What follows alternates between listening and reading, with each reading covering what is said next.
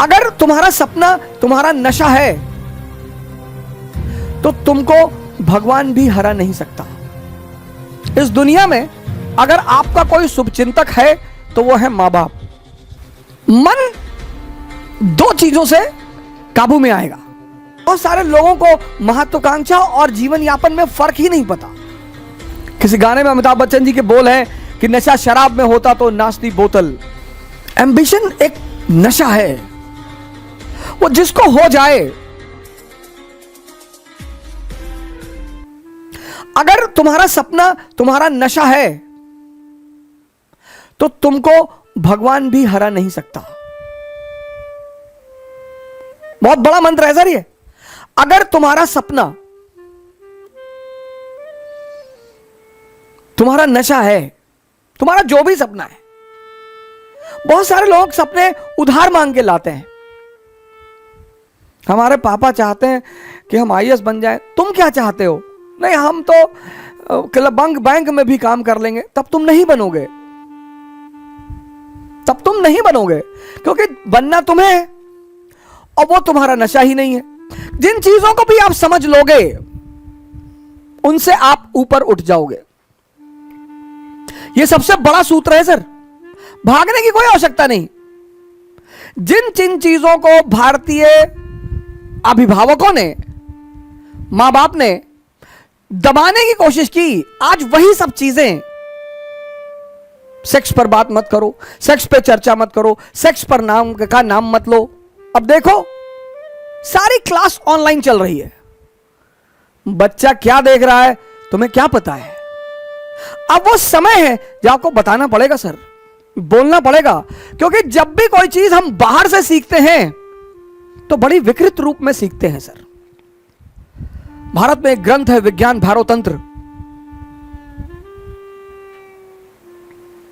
जबरदस्त ग्रंथ है सर। उसी पर आधारित ओशो ने किताब लिखी संभोग से समाधि।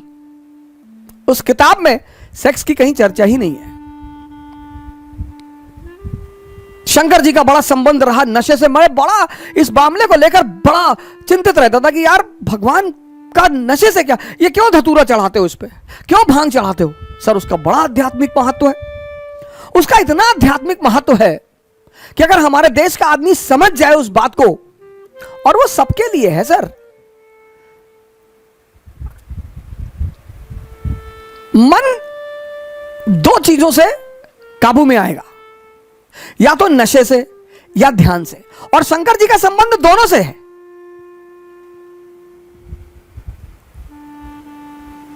मजेदार बात देखिए, प्रथम योगी माने जाते हैं विश्व के, ब्रह्मांड के। मन जो है वो दो चीजों से काबू में आएगा, एक तो नशे से। पर नशे से वो कुछ समय के लिए आएगा, कुछ समय के लिए आपको दुनिया का सारा दर्द भुला देगा, 4 घंटे 5 घंटे 6 घंटे, लेकिन 6 घंटे बाद वो फिर जिंदा हो जाएगा और दर्द हो जाएगा। फिर जब और दर्द हो जाएगा तो व्यक्ति फिर और नशे की तरफ भागेगा। फिर ऐसा हो जाएगा कि वो नशा उसे मार डालेगा। तो वो नशा, वो धतूरा, वो भांग, वो गांजा, ये जितनी भी नशे की चीजें हैं, ये भोलेनाथ पे चढ़ाई जाती है कि प्रभु ये तुम ले लो और ध्यान हमको दे दो।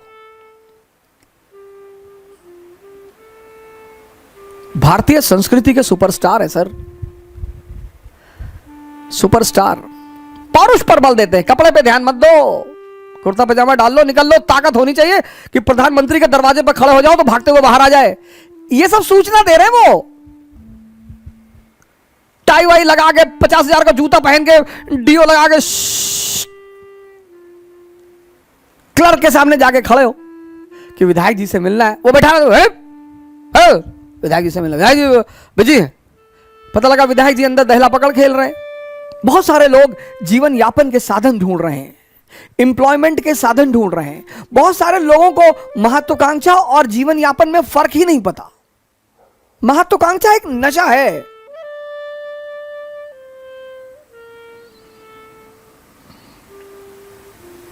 एम्बिशन एक नशा है, वो जिसको हो जाए। नेपोलियन को हो गया। किसी गाने में अमिताभ बच्चन जी के बोल हैं कि नशा शराब में होता तो नाचती बोतल। सब छोटे मोटे नशे हैं सर, बहुत छोटे मोटे नशे।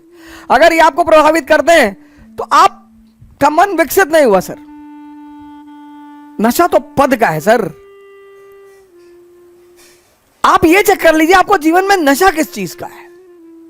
अगर इन छोटी मोटी चीजों का है तो आप रह जाएंगे फिर वहीं पे। आप अपना नशा भी चेक करिए सर।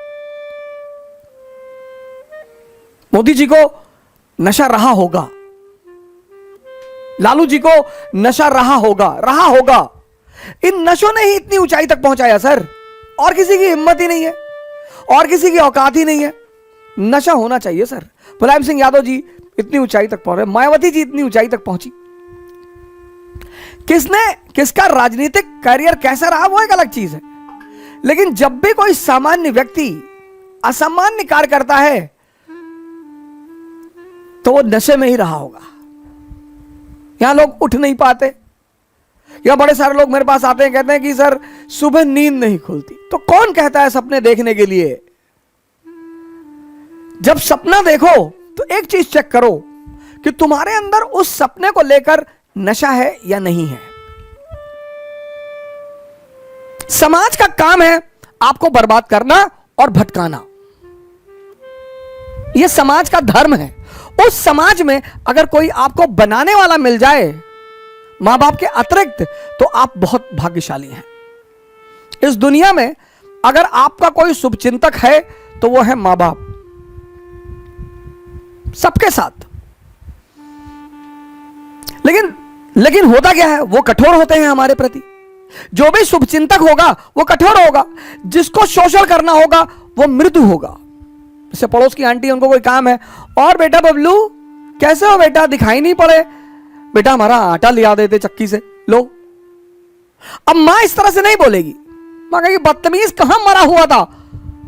तो अब हम ह्यूमन नेचर है हमारा, तो हमें मां बाप बड़े बुरे लगते हैं। लेकिन सूत्र यही है सर, जो भी आपके प्रति कठोर है वो आपका भला सोचता है, और जो भी आपके प्रति मृदु है, अच्छा बोलता है, आपकी सिर्फ तारीफ करता है, वो आपके शोषण के फिराक में है।